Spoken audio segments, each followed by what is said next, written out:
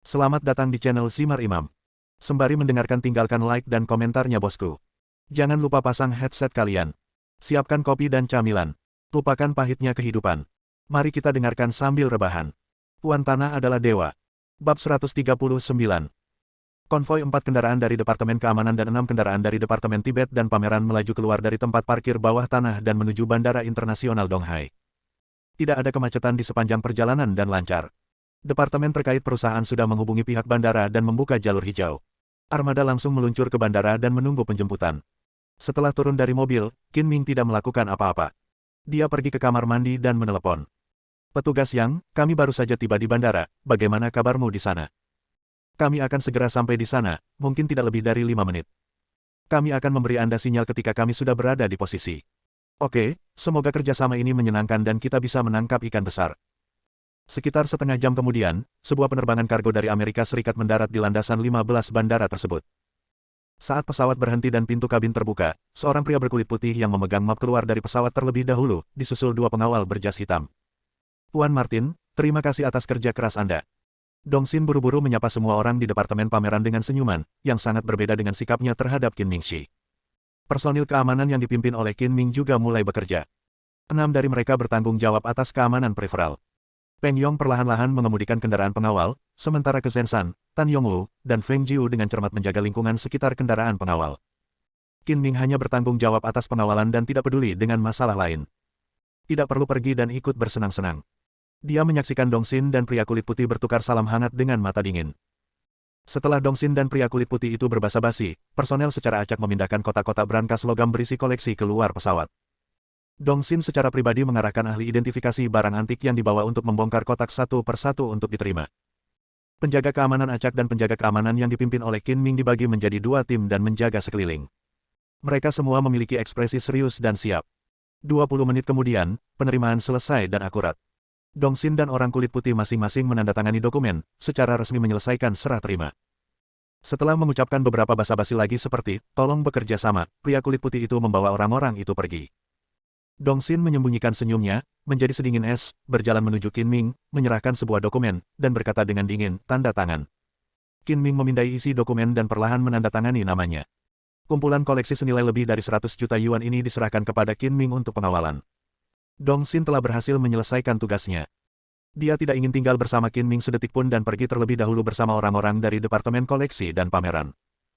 Selusin brankas logam dimasukkan ke dalam kompartemen kargo yang disegel, dan Peng Yong masih bertanggung jawab untuk mengemudi. Tugas terpenting diserahkan padamu, oke. Qin Ming berdiri di dekat jendela kendaraan pengawal dan berkata sambil tersenyum. Tidak masalah, kami memiliki orang-orang dan barang-barang untuk memastikan kami menyelesaikan tugas ini. Zhen San, Tan Yongwu, dan Feng Jiu semuanya yakin, dan suasana hati mereka mulai menjadi sangat berat senilai ratusan juta dolar jatuh di pundak mereka. Tidak ada ruang untuk kecerobohan, apalagi kesalahan sekecil apapun. Peng Yong tidak berkata apa-apa dan mengangguk dengan sungguh-sungguh. Qin Ming juga mengangguk, menunjukkan ekspresi yang hanya bisa dipahami oleh mereka berdua, lalu merendahkan suaranya dan berkata, kalian berempat, atur walkie-talkie ke saluran 2 dan ikuti instruksi saya. Zhen San, Tan Yongwu, dan Feng Jiu sedikit bingung dan tidak mengerti mengapa mereka mengganti saluran walkie-talkie, tetapi mereka melakukannya tanpa bertanya apapun. Qin Ming meminta penjaga keamanan lainnya untuk mengambil 2 kendaraan untuk membersihkan jalan. Dia mengemudi sendiri dan mengikuti kendaraan pengawal, 4 orang dalam satu kelompok. Mobil perlahan melaju keluar dari bandara. Di lorong meninggalkan bandara, suara Qin Ming datang dari headphone Peng Yong dan yang lainnya. Peng Yong, percepat. Peng Yong segera menginjak rem dan berpindah ke gigi rendah. Dia melihat kedua mobil melaju melalui tikungan dan untuk sementara menghilang dari pandangan lagi. Berhenti di jalan. Pada saat yang sama, kendaraan pengawal yang diparkir di pinggir jalan yang sama persis dengan yang dikemudikan Peng Yong mulai bergerak dan mengejar kendaraan di depannya. Selain itu, 3 mobil tak bertanda yang diparkir di pinggir jalan juga ikut bergerak, satu melaju di depan kendaraan pengawal yang dikemudikan Peng Yong, dan 2 lainnya menyusul. Qin Ming melewati ketiga kendaraan ini, mengangguk kepada orang-orang di dalamnya, dan dengan cepat mengikuti kendaraan pengawal pengganti. Zhen San, Tan Yongwu, dan Feng Jiu saling memandang dengan kebingungan dan pengertian. Baru setelah konvoi yang diikuti oleh Qin Ming berangkat 20 menit yang lalu, Peng Yong melanjutkan perjalanan, dikawal oleh 3 mobil tak bertanda. Manajer Qin, tolong beritahu saya, mengapa pengemudi kendaraan pengawal berubah menjadi seorang wanita? Kendaraan telah berubah menjadi gadis cantik, si cantik, buru-buru melaporkan melalui interkom. Ini pengaturanku, jangan ragu, buka saja jalan dan ikuti perintahku. Mendengar apa yang dikatakan Qin Ming, petugas keamanan di mobil di depan mobil menghilangkan keraguan mereka. Bagaimanapun, bahkan jika sesuatu terjadi, itu bukan tanggung jawab mereka. Di bawah komando Qin Ming, mobil di depan secara bertahap berakselerasi dan membuka jarak 50 meter dari kendaraan pengawal. Menurut aturan pengawalan normal, situasi ini sama sekali tidak diperbolehkan karena mudah untuk dicegat. Konvoi melaju kencang di jalan yang mulus. Ketika dua kendaraan terdepan berpapasan dengan sebuah truk besar yang bergerak lambat, tiba-tiba truk tersebut berpindah jalur dan mengikuti kedua kendaraan tersebut. Tidak melambat. Manajer Qin, ada situasi lain. Sebuah truk telah memisahkan konvoi kita. Penjaga keamanan mobil di depan segera melaporkan. Tidak masalah, kendarai saja mobilmu. Apapun yang terjadi, kamu tidak boleh berhenti tanpa perintahku dan terus pergi ke pusat pameran. Qin Ming menyipitkan matanya dan bergumam pada dirinya sendiri, setelah begitu banyak usaha, ikan itu akhirnya mendapat umpan. Pada saat yang sama, deru mesin yang kuat terdengar. Qin Ming melirik ke kaca spion dan melihat 3 mobil berlari ke arahnya seperti kuda liar. Qin Ming mengangkat telepon, memutar nomor, dan berkata sambil tersenyum, "Petugas Yang, ikannya telah mengambil umpan, bersiaplah untuk menutup kafe internet." Saat itu, truk tiba-tiba mengerem dan berhenti, serta kendaraan pengawal pun ikut berhenti. Qin Ming perlahan berhenti di samping kendaraan pengawal dari jalur kiri, berpura-pura bingung dan berteriak, "Apa yang terjadi? Mengapa kamu tidak pergi? Remnya terlalu tajam sekarang, dan ada yang tidak beres dengan mobilnya. Mobil itu tidak bisa dihidupkan." Wanita cantik yang mengemudikan truk pengawal itu mengenakan pakaian profesional formal, dan mata serta alisnya menunjukkan semangat heroik yang langka dalam seorang wanita. Dia adalah polisi wanita Yang Ningxuan. Untuk memastikan bahwa pekerjaan pengawalan mudah dilakukan, Qin Ming membuat 2 persiapan, seolah-olah mengatur 10 penjaga keamanan, dan diam-diam memberitahu Yang Ningxuan.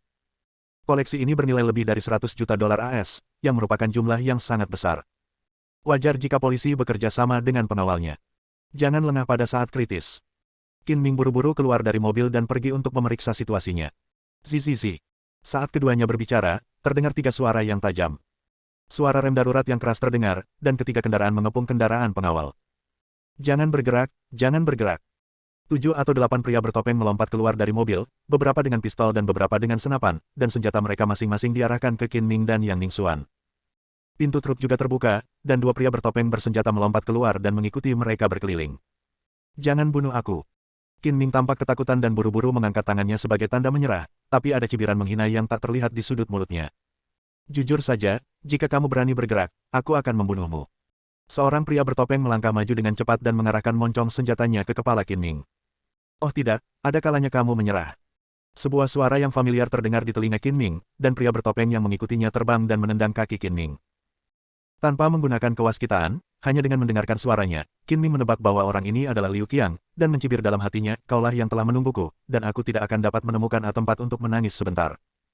Keluar dari mobil dan jangan bergerak." Seorang pria bertopeng berteriak pada Yang Ningxuan, dengan mata terbakar berkilat di matanya. "Jangan bunuh aku hanya pengemudinya." Yang Ningxuan keluar dari mobil dengan gemetar dan mengangkat tangannya. "Sial, gadis kecil ini sangat cantik. Sayang sekali menjadi supir. Ikut saja denganku. Aku jamin kamu akan populer dan minum makanan hangat seumur hidupmu. Kamu akan jadi pengantin pria setiap hari dan pengantin setiap malam." Pria bertopeng itu tertawa tidak senonoh dan mengulurkan tangannya untuk menyentuhnya. Wajah Yang Ningxuan. Saraf Qin Ming segera menegang, bersiap untuk serangan yang menggelegar. "Kamu." Mata indah Yang Ningxuan bersinar dengan cahaya dingin, tapi dia menahan amarahnya dan buru-buru menghindar. "Tolong lepaskan saya, ada harta 100 juta dolar AS di dalam mobil. Kita semua menginginkan koleksi dan keindahannya." Liu Qiangji tertawa aneh, "Di mana kuncinya? Segera keluarkan, jika tidak jangan salahkan saya karena merusak bunga dan menghalangi Anda melihat matahari besok." "Ini kuncinya." Yang Ningxuan mengeluarkan kunci dari sakunya, tetapi dia tidak bisa memegangnya dengan kuat seolah-olah dia takut, dan menjatuhkan kunci itu ke tanah. "Aku menghasilkan banyak uang kali ini." Pria bertopeng di sebelahnya buru-buru mengambil kunci, bersemangat seolah-olah dia telah mengambil jutaan, dan tidak sabar untuk berlari ke mobil belakang. "Ayo pergi dan lihat harta karun yang tak ternilai harganya." Liu Qiang meminta mereka berdua untuk tinggal dan menjaga Qin Ming dan Yang Ningxuan, sementara yang lain berkumpul di sekitar bagasi. Pria bertopeng yang memegang kunci itu jari-jarinya gemetar karena kegirangan. Setelah memeriksanya beberapa kali, dia menemukan lubang kunci dan membukanya dengan klik. 100 juta dolar AS. Kalau diubah menjadi RMB, tidak muat di sebuah rumah, kan? Masing-masing dari kita akan menerima setidaknya 10 juta dolar AS. Kita bisa hidup bebas dan bahagia di masa depan. Hidup ini akan sepadan. Berhenti menunggu, cepat buka pintunya. Semua orang melihat mata Qian melebar, matanya bersinar, dan mereka tidak sabar untuk membuka pintu kereta. Perampok bertopeng yang menjaga Qin Ming dan Yang Ningxuan juga menoleh, takut hal baik tidak akan menjadi giliran mereka. Lihat apa yang ada di sana, teriak para perampok bertopeng ini sambil menjulurkan leher mereka untuk melihat ke dalam. Mereka tidak tahu harus melihat apa, tapi mereka terkejut saat melihatnya. Yang mereka lihat adalah lubang hitam di moncong senapan mesin ringan. Jangan bergerak, jangan bergerak. Sekelompok polisi bersenjata yang mengenakan helm, pelindung tubuh, dan memegang senapan mesin ringan melompat keluar dari gerbong. Semua perampok ini tercengang. Mereka punya koleksi lebih dari 100 juta barang antik, lalu kenapa mereka menjadi polisi bersenjata? Senyuman bangga muncul di bibir Qin Ming, dia diam-diam menipu Chen Chang dan memikat ikan ke umpannya. Itu adalah kesuksesan yang sempurna. Bab 140. Saat perampok bertopeng membuka pintu mobil, Qin Ming dan Yang Ningxuan saling memandang dan bergerak tanpa peringatan. Yang Ningxuan tiba-tiba menggeser tubuhnya, menghindari pistol yang diarahkan padanya. Dia meraih lengan pria bertopeng itu dengan kedua tangan pada saat yang bersamaan, diikuti dengan tendangan menyapu ke kakinya.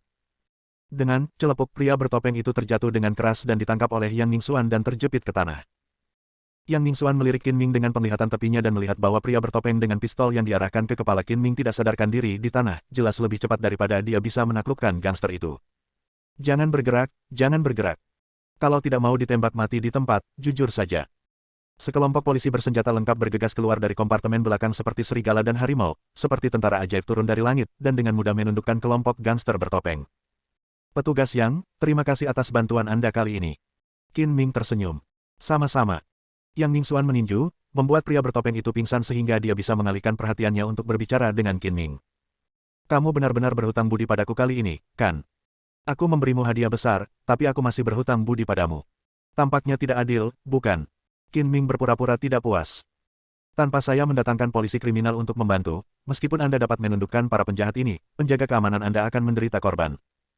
Jika ada yang terbunuh, bagaimana Anda menjelaskannya kepada keluarga penjaga keamanan? Anda tidak dapat memikul tanggung jawab ini. Saya tentu saja saya berhutang budi kepada Anda karena telah membantu Anda memecahkan masalah yang tidak perlu ini. Jangan mencoba menipu lagi, kata Yang Ningxuan dengan masuk akal. Oke, aku berhutang budi padamu kali ini. Setelah mengatakan itu, Qin Ming berbalik dan masuk ke dalam mobil. Saya serahkan para perampok ini kepada Anda. Saya harus segera kembali mengambil barang. Masih banyak pekerjaan yang menunggu untuk saya tangani. Oke. Yang Ningxuan mengangguk, setelah berurusan dengan para perampok, saya akan meminta Anda untuk mencatat. Qin Ming mengemudi dengan liar dan bertemu dengan konvoi pengawal sebenarnya dari rute lain. Ketiga mobil tak bertanda itu semuanya dipenuhi polisi berpakaian preman. Dong Xin meninggalkan bandara terlebih dahulu dan tiba di pusat pameran internasional Gu terlebih dahulu. Ketika dia melihat dua kendaraan keamanan melaju ke tempat parkir bawah tanah, tetapi kendaraan pengawalnya masih hilang, wajahnya sangat muram hingga dia hampir menitikkan air mata, dan dia memerintahkan sekretarisnya memanggil penjaga keamanan untuk datang. Apa yang terjadi, di mana kendaraan pengawal dan Qin Ming? Dong Xin bertanya dengan marah ketika perwakilan keamanan datang, dengan sikap bermartabat dari manajemen tingkat tinggi. Manajer Qin bertanggung jawab untuk mengikuti kendaraan pengawal dan akan segera tiba. Penjaga keamanan tidak tahan dengan nada omelan Dong Xin dan tidak mengatakan yang sebenarnya. Itu tidak masuk akal. Itu sangat tidak bertanggung jawab. Saya hanya mengantarnya dengan beberapa orang. Jika terjadi kesalahan, mari kita lihat bagaimana Anda bisa menghadapi saya. Dong Xin sangat marah, seolah-olah dia telah mengalami menopau selanjut. Setelah menunggu hampir 20 menit, konvoi pengawal sebenarnya tiba di pusat pameran dan melaju ke tempat parkir bawah tanah. Kendaraan pengawal diparkir tepat di depan lift barang. Pada saat yang sama, seluruh tempat parkir bawah tanah berada di bawah darurat militer, lift ditutup, dan lalu lintas untuk sementara dilarang. Kezhen San, Tan Yongwu, dan Feng Jiu menghela nafas lega ketika koleksinya akhirnya terkirim dengan selamat. Bagi Qin Ming, ini hanya bisa dianggap sebagai penyelesaian langkah pertama. Masih ada 3 hari waktu pameran, dan tugasnya masih berat. Semua koleksi harus dilindungi 24 jam sehari, dan dia harus mengambil alih secara pribadi dari mereka untuk memastikan tidak ada yang hilang. Dong Xin membawa ahli penilai koleksi barang antik untuk membongkar satu persatu dan memeriksa apakah ada kerusakan di jalan. Setelah pemeriksaan benar, semuanya dikirim ke ruang pameran di lantai pertama untuk dipajang. Pada sore hari, seluruh ruang pameran utama ditutup, serta semua pintu masuk dan keluar. Ada penjaga keamanan yang ketat, dan tidak ada yang boleh lewat kecuali personel terkait. Setelah menerima kabar bahwa koleksinya telah dikirim dengan selamat ke ruang pameran, Bu Qingyi juga menghela nafas lega dan menelepon ponsel Qin Ming. Bagaimanapun, ini adalah misi besar pertama Qin Ming setelah menjabat, dan dia harus mengungkapkannya bela sungkawa. Manajer Qin, apakah semuanya baik-baik saja? Apakah pengaturan untuk menjaga dan melindungi koleksi selama pameran itu berjalan baik? Qin Ming tidak menyebutkan pertemuan dengan perampok di jalan. Bagaimanapun, selain Yang Ningxuan dan petugas polisi lainnya yang terlibat secara pribadi, hanya beberapa kendaraan yang lewat yang melihat kejadian itu, jadi tidak perlu untuk mempublikasikannya. Keamanan juga telah diatur di ruang pameran untuk memastikan tidak ada kesalahan selama pameran. Itu bagus. Aku telah bekerja keras untukmu beberapa hari terakhir ini. Ini bukan kerja keras untuk melakukan pekerjaan itu, tapi Tuan Bu tidak bisa begitu saja mengungkapkan belasungkawa dengan kata-kata, dia harus menunjukkan ekspresi praktis, jika tidak maka akan menurunkan motivasi semangat kerja saya. Berikan sedikit sinar matahari dan itu akan menjadi cemerlang. Bu Qingyi bergumam tidak puas di dalam hatinya dan bertanya, ekspresi praktis apa yang kamu inginkan, katakan saja. Misalnya, makan malam romantis bersama, atau memasak sendiri makanan untukku, atau melakukan perjalanan akhir pekan untuk 2 orang. Cara Anda mengungkapkannya akan bergantung pada ketulusan Tuan Gu. Kepala Gu Qingyi dipenuhi benang hitam. Dia terdengar seolah-olah Qin Ming sedang mengajaknya berkencan. Dia berkata dengan wajah datar, apa yang kamu katakan berarti aku tidak bisa memberikannya. Jika kamu menyelesaikan pekerjaan ini dengan sukses, aku akan memberimu bonus di akhir bulan. Petik 2. Tuan Gu, Anda tidak boleh begitu tanpa emosi, berbicara tentang uang itu vulgar. Aku masih ada pekerjaan yang harus diselesaikan, jadi aku akan sibuk dulu. Bu Qingyi buru-buru menutup telepon sebelum Qin Ming menyelesaikan apa yang dia katakan, jika tidak, Qin Ming akan menjadi semakin keterlaluan saat dia berbicara. Sore hari itu, berita hilangnya Liu Qiang dan orang lain yang ditangkap secara tidak sengaja juga sampai ke geng Xinglong. Perampok yang dibawanya semuanya adalah penjahat di geng Xinglong yang memiliki catatan sebagai pelaku wanita. Liu Qiang dan yang lainnya melakukan perampokan geng dengan senjata, dan target yang ingin mereka rampok adalah sejumlah besar uang. Mereka dijatuhi hukuman setidaknya 10 tahun penjara. Liu Qiang adalah pelaku utama dan kemungkinan besar akan dijatuhi hukuman seumur hidup. Dia akan menghabiskan sisa hidupnya di penjara. Sebagian besar gangster di jalan di klub malam Xian Lerenjian di distrik Dongcheng tahu bahwa ini adalah markas besar geng Xinglong. Saudara Long, kamu harus membuat keputusan untuk Qiangzi dan menemukan cara untuk memancingnya keluar. Jika tidak, bagaimana kita, yatim piatu dan janda, akan bertahan hidup? Seorang wanita berusia 30-an, montok dan penuh feminitas dewasa, meledak menangis. Memasuki kotak mewah di lantai paling atas, orang ini adalah istri Liu Qiang, Liu Xiansu. Liu Xiansu jelas berpakaian bagus, dengan rambut sedikit keriting yang modis dan syal. Dia mengenakan rok pendek hitam dan payudaranya setengah terbuka. Di dalam kotak, duduk seorang pria berotot. Tubuh bagian atas Qiguo ditutupi dengan tato berbentuk naga, totalnya ada 9. Pria ini adalah Si Jin, pemimpin geng Xinglong, dan dijuluki, naga berpola 9. Saudara-saudara, jangan menangis dulu. Kejahatan Qiangzi kali ini agak besar. Tidak mudah untuk menangkapnya. Tapi saya tidak akan melihatnya masuk penjara. Saya pasti akan menemukan pengacara terbaik untuk membelanya. Jiu Wenlong menghiburnya. Saya mendengar bahwa Qiangzi memimpin seseorang untuk merampok. Berapa tahun dia akan dihukum? Liu Xiansu menyeka air matanya dan bertanya sambil terisak. Keadaannya cukup serius dan dia kemungkinan besar akan dijatuhi hukuman penjara seumur hidup. Saya memperkirakan bahkan jika dia menemukan pengacara terbaik untuk membelanya, akan sulit untuk mengurangi hukumannya. Jiu Wenlong mengerutkan kening. Dengan hukuman seumur hidup, bukankah itu berarti kamu tidak akan bisa keluar dalam hidup ini? Mendengar ini, Liu Xiansu langsung menangis. Seolah dia tidak membutuhkan uang, dia menjatuhkannya lagi, menangis dan melemparkan dirinya ke pelukan Jiu Wenlong. Saudaraku Long, Qiangzi tidak akan pernah keluar dalam hidup ini, bagaimana kamu bisa membiarkan kami, anak yatim piatu dan ibu janda, bertahan hidup? Jiu Wenlong menepuk bahu Liu Xiansu dan memeluknya lebih erat. Saudara-saudara, jangan khawatir. Saya adalah pria yang kuat dan saudara yang rendah hati, tidak peduli satu sama lain. Saya akan menjagamu di masa depan. Benarkah? Kakak Long, aku akan mengandalkanmu mulai sekarang. Liu Xiansu berkata dengan menyedihkan, Saudara Long, tidak masalah jika Qiangzi tidak bisa ditangkap untuk saat ini, tapi kamu harus membalaskan dendamnya. Direktur Departemen Keamanan Qiangzi melakukannya. Anda harus baik, jika manajer baru di departemen mereka tidak memecatnya, dia tidak akan melakukan perampokan. Jangan khawatir tentang ini. Jika kamu tidak memberitahuku, aku akan membalas dendam pada anak itu. Jiu Wenlong mendengus dingin, anak itu tidak hanya melukai Qiangzi, tetapi juga melukai saudaraku naga petir. Aku pasti akan melakukannya, aku tidak bisa menyelamatkannya. Jika aku tidak melakukannya, bahkan jika dia mati, dia akan menjadi cacat. Qin Ming tinggal di pusat pameran sepanjang sore, mengatur berbagai tugas. Ketika dia hendak pulang kerja, dia menerima telepon dari Yang Ningxuan. Jika kamu punya waktu setelah pulang kerja, aku akan memintamu membuat catatan. Petugas Yang, Anda benar-benar tahu bagaimana memilih waktu Anda. Jenis tulisan apa yang harus Anda lakukan setelah pulang kerja? Mari kita tunggu hari lain. Qin Ming mengerutkan bibirnya dan berkata, tidak, kasus hari ini harus diselesaikan hari ini. Saya akan segera tiba di pusat pameran. Kamu datang dengan persiapan. Jangan bilang aku tidak mengingatkanmu. Kamu masih punya waktu 10 menit untuk pulang kerja. Jangan menunggu kalau sudah terlambat. Setelah menutup telepon, Yang Ningxuan muncul di depan ruang pameran utama 3 menit kemudian dan dihentikan oleh penjaga keamanan. Dia masih mengenakan pakaian formal, dan dia lebih mampu daripada kecantikan di tempat kerja, yang menggetarkan hati. Mendengar dari penjaga keamanan bahwa seseorang sedang mencarinya, Qin Ming berjalan perlahan menuju pintu masuk utama. Ketika dia melihat sosok Yang Ningxuan, dia memberi isyarat kepada penjaga keamanan untuk melepaskannya. Manajer Qin, Anda memiliki aura yang besar, saya harus pamer untuk bertemu dengan Anda. Yang Ningxuan bercanda, senyum di wajahnya sama menawannya dengan bunga. Rekan-rekan di kantor polisi pasti kaget jika melihat polisi wanita yang terkenal glamor di kepolisian itu punya sisi seperti itu. Petugas Yang, jangan katakan itu. Jika saya tahu Anda akan tiba begitu cepat, saya akan pergi ke pintu untuk menyambut Anda. Beraninya saya membuat Anda menunggu. Sudah hampir waktunya kamu pulang kerja. Ayo pergi cari restoran. Aku akan membuatkan catatan untukmu. Tunggu sebentar. Qin Ming bertanya, sejak kapan kalian polisi suka pergi ke restoran saat membuat catatan? Jika ada hal yang bagus, saya akan dengan senang hati datang kepada saya untuk membuat catatan setiap hari mulai sekarang. Petik 2.